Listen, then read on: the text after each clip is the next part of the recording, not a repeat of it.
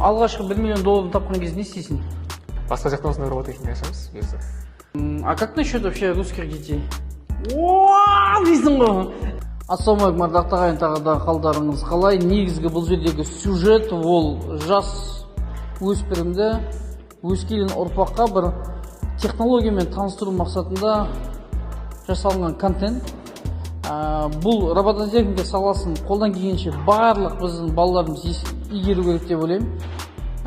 Тек қана құлақпен естіп, бір-бірімізбен қана алмасып қана қоймай, шынымен де балаларыңызға мүмкін мәртебе беруге тырысыңыздар. Мен көп жарнама жасаймын, мен тамақты жарнама жасаймын, мен мектептерді жарнама жасаймын, мен киім дүкендерді жарнама жасаймын, бірақ қолдан келгенше пайдалы жарнамаларды мен пайдалы жарнама деп айтамын. Мен бүгінгі контент, бүгінгі робототехника қатысты жарнама, мен ойымша бұл как минимум біздің Қарасай ауданы тұрғындарына супер пайдалы жарнама болады. Сол үшін белгілеп қойыңыздар, сақтап қойыңыздар, ата-аналармен бөлісіңіздер и видеоны до конца көріңіздер. Кеттік. Неге именно осы робототехника саласына кірдің, мен соны түсіне алмай жатырмын. И неге қаскелеңге келдің Олжас? Жалпы өзіміз негізі балалармен жұмыс жасаймыз. Бұған дейін лагерде, Көсайда жұмыс жасағанбыз. Студенттермен жұмыс жасаймыз. Енді басқаңызда қазіргі қоғамға балаларды сол телефоннан алшақтатып, қоғамды бір жастарды жақсы шақырып тәрбиелеу мақсатында осындай бір робототехниканы уақытын жүйелі дұрыс өткізу үшін осыны аштық негізі. Ал не үшін қаскелең десек, өйткені қаскелеңде бұл саланың әлі дамымаған, әлі көп жерде ашылмаған.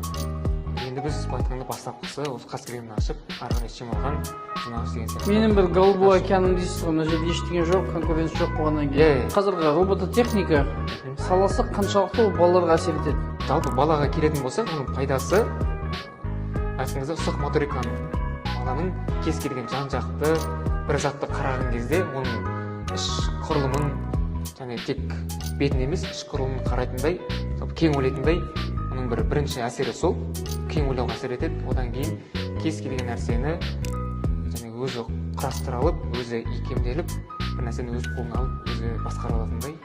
Кез келген затты, ол тек робототехника емес, кез келген затты сондай бір икемге, соған қарай икемделеді негізі. Бір жағынан оның программасын қазіргі замандағы IT программасын айтып жатамыз ғой, соны тереңнен зерттеуге, қазіргі таңнан бастап соны бір кішігірім баспалдағын көріп, балаға сай программа үйреніп, кішкентай балаға сай. Бәлкім бала жастан ол өзіне бір ұнауы мүмкін, қызығушылық танытуы мүмкін, егер шынымен қызыққан болса, дальше сол салада уже дамып, қазіргі топ миллиардердің бірі Илон Маск сияқты 14 жасында қателеспесем, алғашқы ойындарын шығарып, соны сатады ғой.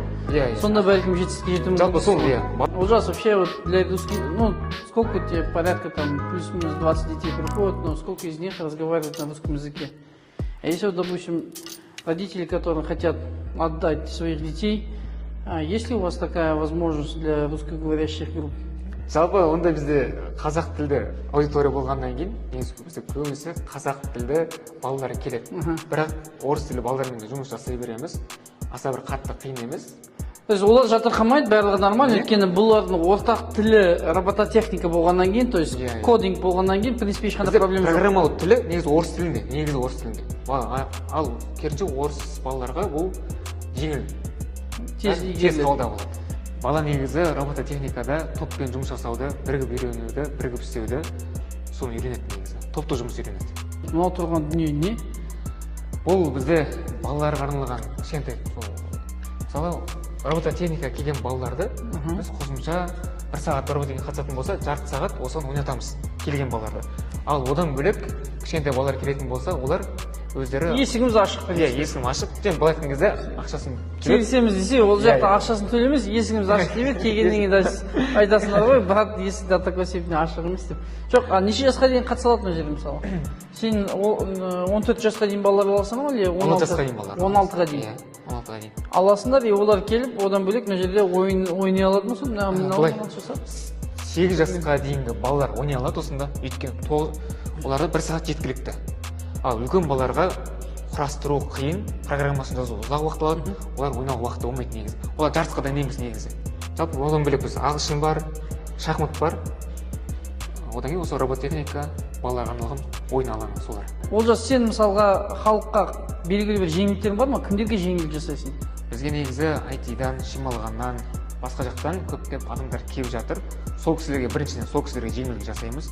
Одан кейін ағылшынға бірнеше салаға курстарға қатысқан адамдарға жеңілдік жасап береміз. Яғни өзіміздің осы жерге келген ағылшынға қатысатын болса, робототехника қатысатын болса, сол кісілерге жеңілдік жасаймыз негізі. Көп балаларға да міндетті түрде жеңілдік жасаймыз ол кісілерге. Яғни осында бірнеше баласын алып келіп тіркейтін болса, ол кісілерге де міндетті түрде жеңілдік жүреді. Good morning, ladies and gentlemen. Бір ары қарай ағылшын айтатын, бір Олжас қоштай алмай қалады да. Соған байланысты қысқаша айтайын. Бізде білесіздер, бізде кафеде English speaking club бар. Ол жерде в основном ересектер келеді. Бірақ сіздің балаларыңыз ЖК Қарлығаштан Южныға бару сәл қиын болатын болса, мына жерде Олжас және оның командасы өте керемет бір дүние жасаған екен. Робототехниканың қасына ағылшын тіл курсында қосқан. Ол жерде айтады, закон Парето жүйені отыра 20-80, яғни 20 максимально пайдалы ақпаратпен бөлісеміз дейді. И бұл көбінесе speaking club форматында болады дейді. Егер сен балаларының құлағын, то есть есту қабілетін және сөйлеу қабілетін дамытам дейтін болсаң, онда міндетті түрде мына сілтемеге өтсең болады.